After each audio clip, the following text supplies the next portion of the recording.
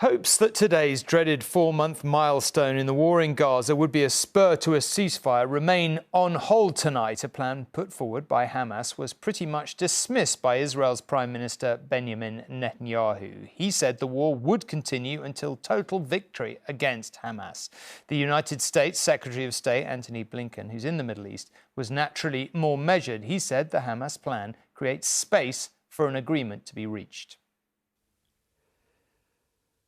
4 months on, the level of destruction, especially here in northern Gaza, is jaw-dropping. And it explains why so many Palestinians have fled what's left of home and are now under canvas or plastic sheeting in the southernmost part of the Strip. Appalling weather over the last fortnight has compounded their misery. Adequate shelter and sustenance have both been in short supply. People will die from starvation, from lack of food. We have nothing to eat. Gazans rely on aid brought in by lorries to survive. And this week, Israeli right-wingers have been trying to prevent convoys crossing over the border and into Gaza. Efforts by the Israeli authorities to make sure the aid flows freely have been half-hearted at best. Here, Gazans, most of them young men, mob one of the lorries that did get through. Pictures like these back up World Food Programme claims that 500,000 Palestinians in Gaza are facing catastrophic hunger. Incidentally, the fence behind them is the Egyptian border. Roughly half Gaza's population have their backs to this wall. There is nowhere left for them to retreat to. In the month since the US Secretary of State was last here, the Middle East conflagration has spread. Antony Blinken knows the best way to douse the flames is to secure a ceasefire in Gaza. I haven't seen it in a long time. Yeah, a few weeks. And he had this to say about the Hamas proposals he discussed with the Israelis today. While there are some clear non-starters in Hamas's response, we do think it creates space for agreement to be reached. And we will work at that relentlessly until we get there. Earlier, the Israeli Prime Minister described some of Hamas's ceasefire demands as crazy, but he's willing to keep talking.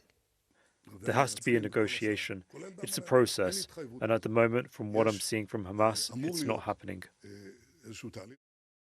This afternoon, as a cameraman filmed a gathering of children in Rafah, a missile strike came in nearby.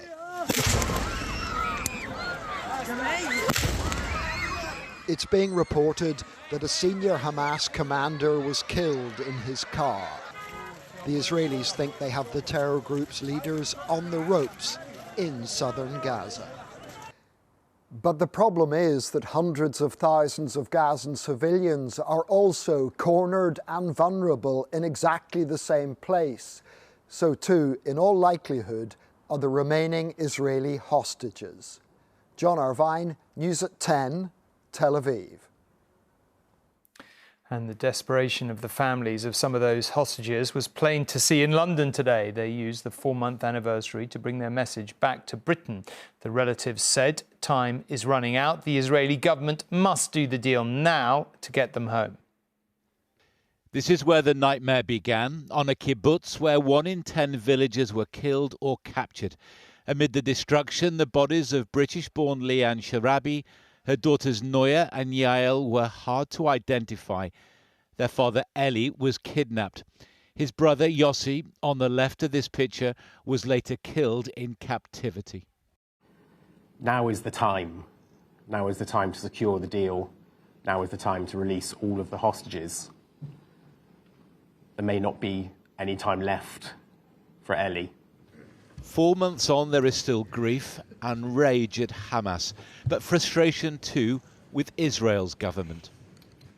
Just imagine a kidnapper who has to go through here.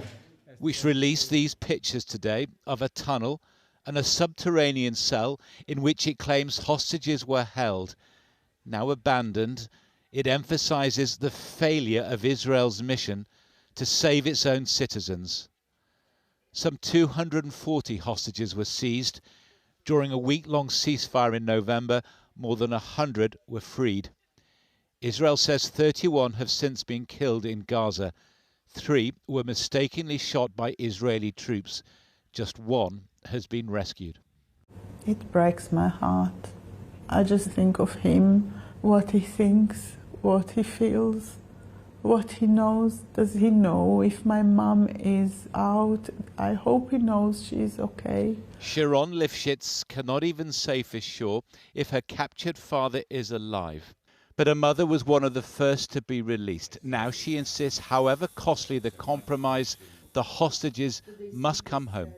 We have paid a price that I do not wish on anybody. So your message to the Israeli government is do the deal, get the hostages home?